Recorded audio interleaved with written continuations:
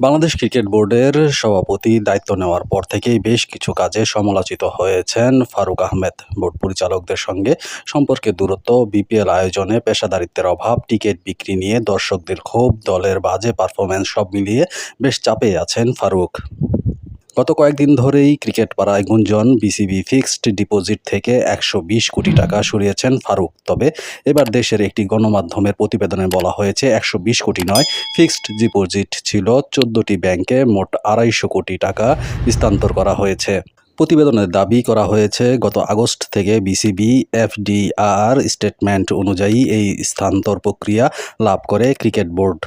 প্রথম ধাপে আইএফআইসি এর মিডল্যান্ডের মতো হলুদ তালিকাভুক্ত ব্যাংক থেকে ১২ কোটি টাকা সরিয়ে নেওয়া হয়েছে মধুমতি ব্যাংকে।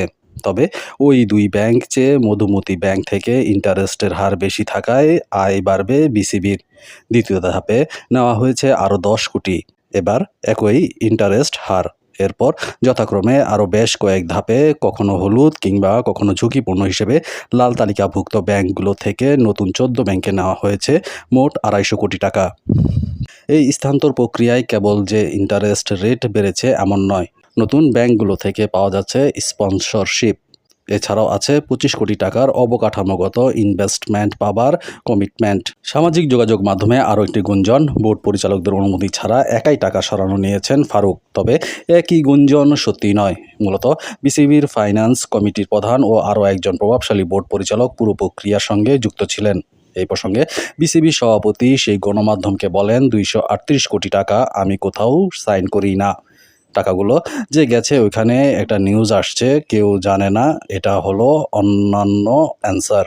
আর এখানে সবগুলো ২ থেকে ৫% বেশি ইন্টারেস্ট দেওয়া হয়েছে। রেড জোন থেকে গ্রিন আর ইয়েলো জোনের ব্যাংক থেকে টাকাগুলো নেওয়া হয়েছে।